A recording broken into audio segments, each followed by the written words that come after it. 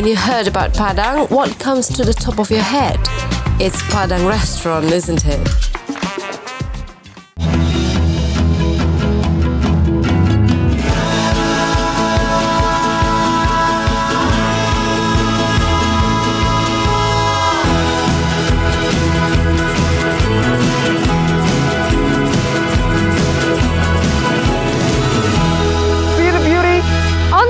Indonesia. Welcome to Padang, West Sumatra, home of the Minang people or Orang Minang.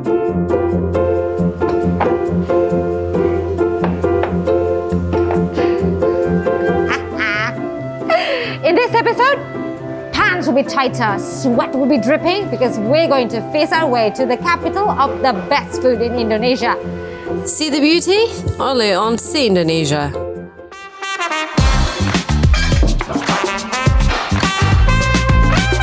When you heard about Padang, what comes to the top of your head? It's Padang restaurant, isn't it? You'll find Padang restaurant everywhere from Sumatra to Papua. But of course, if you want the OG of Minang cuisine, you have to come down here to Padang, where food has its own attraction. Mangan cie hidangan ya udah. We're gonna talk about a local custom called Manitiang Piriang. It's the unique way waiters in Padang restaurants serve dishes. It is rooted in the concept of the Padang restaurant itself. Padang restaurant is Indonesia's takes on fast food, so timing is key. Food must be served quick. Waiters can't just go back and forth to serve the food. Instead, they'll place all the side dishes onto their embrace and serve them on a table. Then customer can eat whatever they want. It's like a buffet, but in Padang restaurant you only have to pay what you choose. Sometimes a waiter can carry around 15 to 20 plates at once. Whoa, look how much he can carry. I think it's about, let's say it's about 15, right? Berat nggak, Bang? Oh iyalah. Meet Siddiq. He's a third-generation Padang restaurant owner.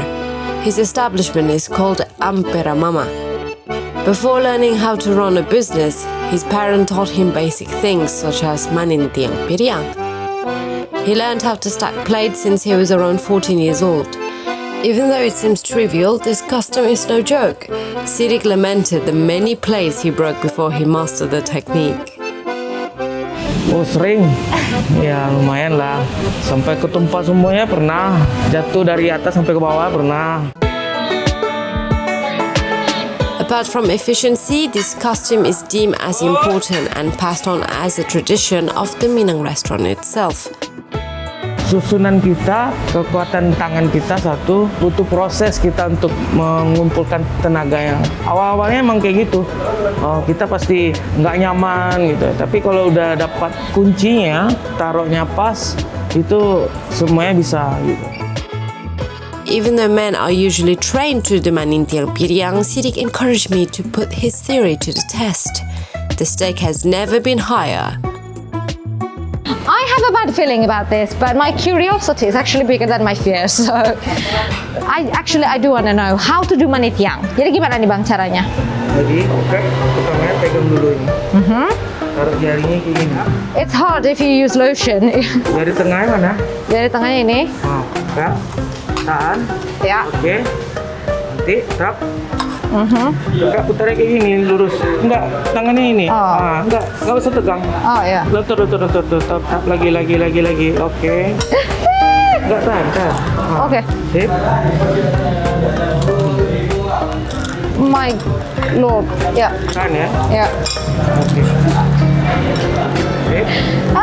Okay. So let's try to carry this to the other table.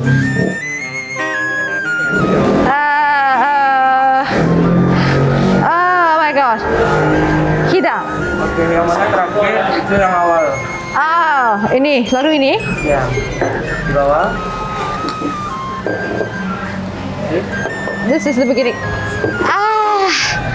Voila. 1, 2, 3, 4. Only 4. I can carry only 4. Zero incident. thanks to his helpful tips.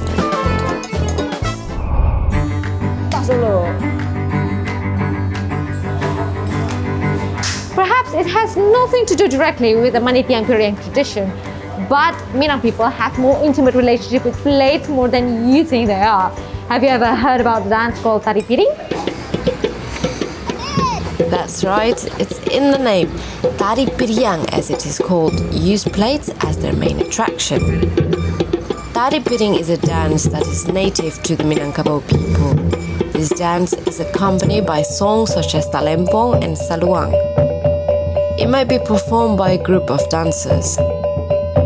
Each of them holds several plates in each of their hands and vigorously rotate or half-rotate them in various motions, quickly following the rhythm of the music.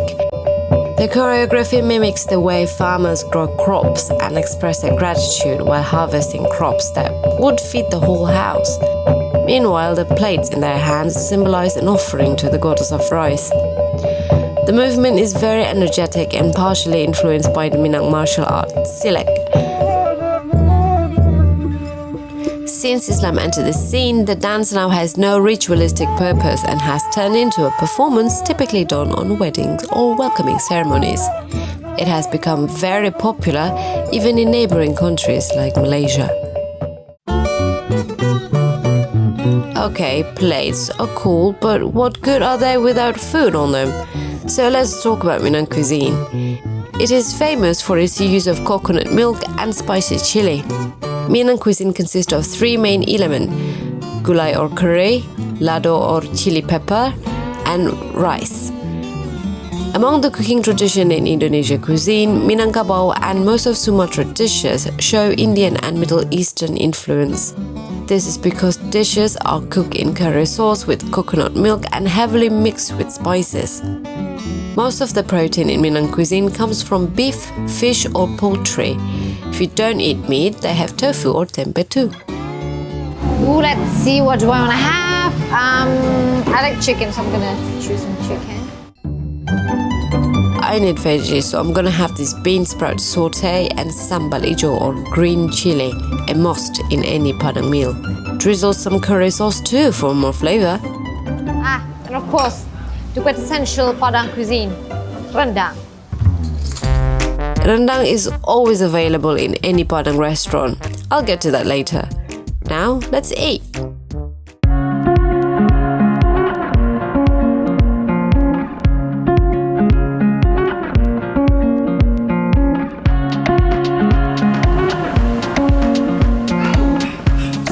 If you love spicy food like I do, I bet your taste bud will dance like those Tari Piring dancer, frantically.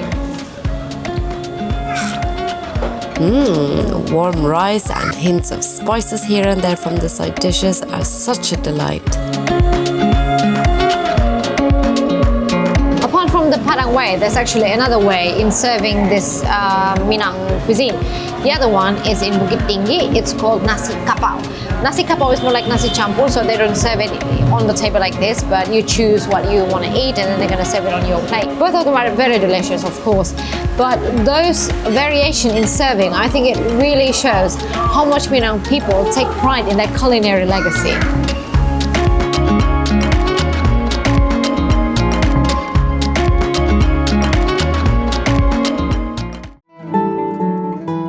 Speaking of legacy, it brings me to one of these most popular dishes in the world, rendang. If you want to eat rendang, you have to come directly to the Mecca of Padang cuisine. It is Payakumbuh, the second largest city in West Sumatra. It can be reached in 2 hours by car from Padang. Here we can find the rendang village, where you can find dozens of rendang variation. Aside from the finished product, the village also showcases the art of making rendang. In fact, the making of this dish is so complex that the Indonesian Ministry of Education and Culture put the preparation of rendang as an intangible cultural heritage of Indonesia. So, I'm ready to learn it. Come on. The Indonesian intangible cultural heritage is a living culture that contains philosophical elements from the societal traditions and handed down from one generation to the next. It includes the recipe, cooking utensils, and techniques that are done in such a way that it honors the spirit of the dish. Bunda Rika has been making rendang since she was in her teens. Her mother taught her to cook rendang. She continues to honor the legacy of the recipe and devotes herself to the traditional aspects of cooking the dish. This eventually sets her rendang apart from others made in the village. Kalau ibu, kalau masak rendang sukanya pakai kayu sama kotak kelapa tuh. Jadi kalau pakai kayu, pakai tungku, rasanya lebih gurih dari masak sama kompor. Soalnya apinya agak kecil. Berarti semakin kecil apinya justru semakin enak ya Bu ya? Iya, dagingnya juga semakin empuk. Oh gitu. Kalau apinya besar, dagingnya keras. Oh, berapa lama sih Bu tuh bikinnya tuh? Kalau ibu bikin rendang ini 4 jam. Kalau ada orang Minang yang ada di rantau, dia sering memuji rendang ini. Soalnya masaknya pakai tungku. Kalau pakai kompor, orang Minang tahu tuh, rasanya beda. Soalnya kalau pakai tungku, ibu masak, dedaknya itu halus. Kalau dari ketahanannya sendiri, kalau masak pakai tungku apakah juga jadi lebih tahan? Lebih tahan. Kenapa tuh? Kalau masak kita pakai tungku, minyaknya itu keluar semua. Jadi kalau kita merendang, minyaknya itu banyak, daging-daging itu semua tertutup. Kena tutup minyak itu jarang rasa berubah rasanya. Then she showed me the core ingredient of her rendang. Garlic, ginger, galangal, shallot, red chili are all ground into paste. There are also aromatic leaves such as turmeric, lemongrass, lime leaves, and bay leaves, which act as natural preservatives. The cut of the beef suitable for rendang is lean meat of a cattle's rear leg, like the top side or round beef, which is considered perfect to be cooked slowly. She's using the top side this time, and I helped her slice some of the meat because nothing makes me happier than holding a knife. Another vital ingredient for rendang is, of course, coconut milk. You got to see her old-fashioned coconut milk squeezer. It's made from wood and you got to sit on it, almost like a seesaw. The shredded coconut are then mixed in bowl and moved in a cloth. Next, place it onto a gap under the wooden plank and sit on it. The coconut milk would drip and caught by another bowl position below. Pretty cool stuff, huh?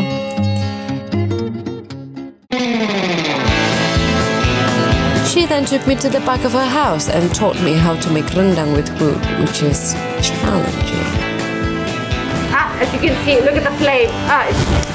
I need my sunglasses to protect my eye. First thing to add is the coconut milk, then the spices and herbs. Then it needs to be constantly stirred. This is the first time for me to make rendang. And then, as you can see, I'm crying already.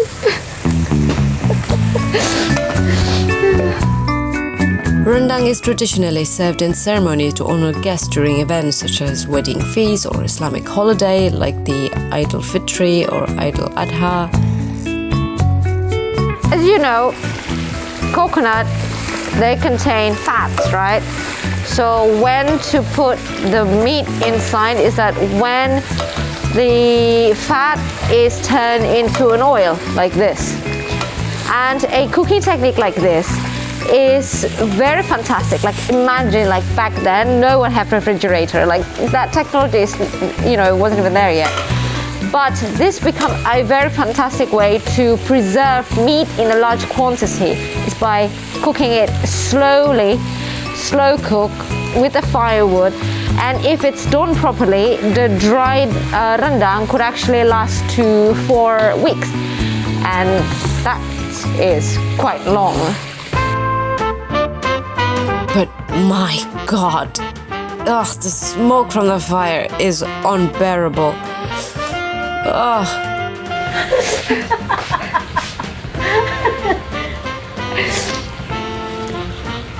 Tears falling. If I do this for 4 hours, my eyes would swell like I just had the worst breakup in my life. Bunda Rika taught all her 5 children how to make rendang. One of her daughter, Eri, continued the business, and that's where the name came from. Erika, Eri and Rika. Erika was established in 2000. The kitchen has been renovated with ceramic tiles, and now they have a machine to squeeze coconut milk, but they still use wood for the cooking process. They also have 12 cooks to help around the kitchen and 9 salespeople. They can make 40 kilos of rendang each day. And aside from your typical rendang, they also invented at least 9 other variations of the dish, like the egg rendang chips, potato and dried anchovy rendang, beef and chicken floss rendang, lungs rendang, and more. Erika Rendang even have an agent in Malaysia. Time to test the dish. She served me the rendang and another meat-based dish called dendeng balado. Okay, let's try. I cannot wait. I want to know the taste of real Minang. Rendang. Oh my god. Oh my god. The flavor just exploded in your mouth. It's so good. And it is so tender. All those tears and sweat paid off because I can taste everything, from the coconut, the spices, the meat, even the smoke. It's like having a disco party of flavors in your mouth. The popularity of rendang has spread wildly from West Sumatra, thanks to Minang migrants. Sometimes they would start a career or open a business somewhere outside their hometown and almost all over the world. In 2011, rendang placed 11th on the list of the world's 50 best food published by CNN International. An online readers' poll of 35,000 voters choose beef rendang as the top dish on CNN International readers' pick list. And that's, mi amore, is the power of food. Sometimes food can bring you a taste of home, no matter how far you go. I've been trained in the iconic Padang technique of serving food. I've absorbed a unique dance that symbolized deep gratitude and witnessed the best food in the world being produced, all in just one region of Sumatra. But, hold on, how did I get here though?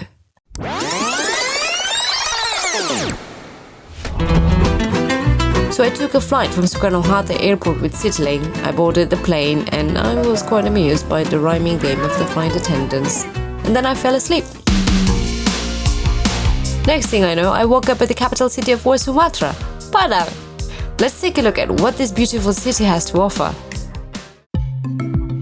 Islam is the majority religion in West Sumatra, a province of Indonesia. The faith is embraced by 97% of the province population. You'd find the Grand Mosque of West Sumatra only a few minutes from the airport. It is located within a 40,000 square meter complex on the intersection of Khatib Sulaiman Road and Ahmad Dahlan Avenue. Like the name, it is the largest mosque in West Sumatra and the second largest on the island. The most distinctive feature on the mosque is its roof, which is a contemporary interpretation of the roof that can be found in Minangkabau's traditional homes. If you want to take some souvenir with you, let a street photographer take your picture. You can even print the picture on the spot. And voila, my next Idol Fitri card. Maybe it's too big. Then I heard a loud noise that sounds like a party in the distance. What could it be?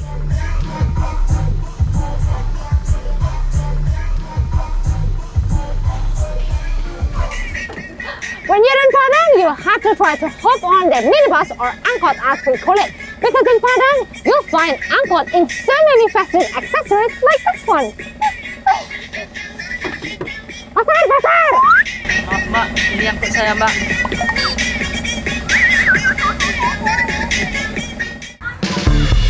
Right. Angkot is a form of public transportation. One that is dependable for intercity trips, and you can find it across Indonesia. But public transport in Padang takes the experience to a whole new level. LED lights line the interior of the ceiling, and the inside is filled with plexiglass, sound system, TV screen, fans, and tacky-colored seat. If there's more bling on a grill and a champagne bottle popper, it would look like it came straight from MTV's Pimp My Ride.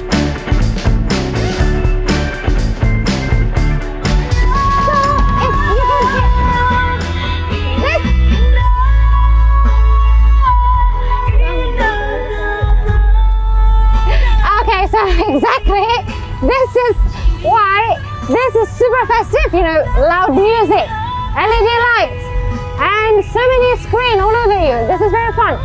So I have to ask him, Abang, ini ngabisin berapa biaya ini gini-ginian? Kisaran 30, Mbak. 30 juta ya? Iya, Mbak. Wow, 30 million. Nah, kenapa sih Bang mau memodif sampai 30 juta gitu? Bisa narik pelanggan, Kak. Oh gitu? Iya, Kak. Kenapa? Emang doyan yang gini ya orang-orang di sini? Orang Padang itu doyan musik kayak gini, Kak. I mean, I get it. It's a very fun experience. As the original price of the car itself is just around 12 million rupiahs, it seems excessive to spend another 30 millions to deck it out. He said there's a competition in Padang with prize money that can cover the entire modification process, and he wants money.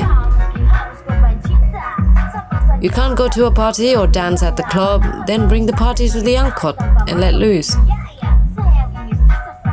Okay, maybe the passenger would be weirded out. Oh, don't forget to say kiri when you want to get off the angkot and pay the fare.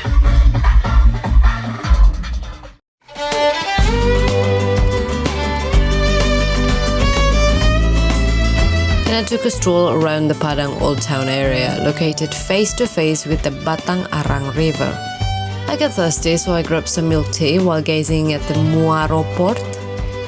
It is the oldest port in Padang, dating back to the 17th century.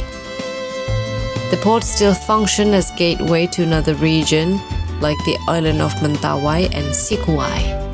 It is listed as Padang Cultural Heritage. Above the Padang Old Town area, there's a bridge named Siti Nurbaya, which is a character and novel written by famed Indonesian writer Marah Rusli. The classic novel told the story of forbidden love in the colonial days. It is a tragic love story that often dubbed as Indonesia's version of Romeo and Juliet.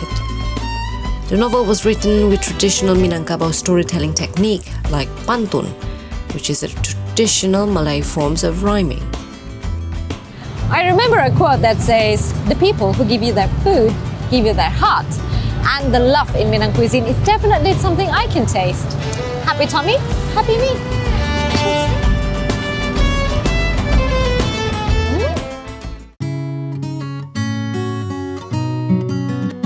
Padang Panjang is surrounded by hills. The hills surrounded by teak trees. Love and care, not just a bit, from the mouth to the heart.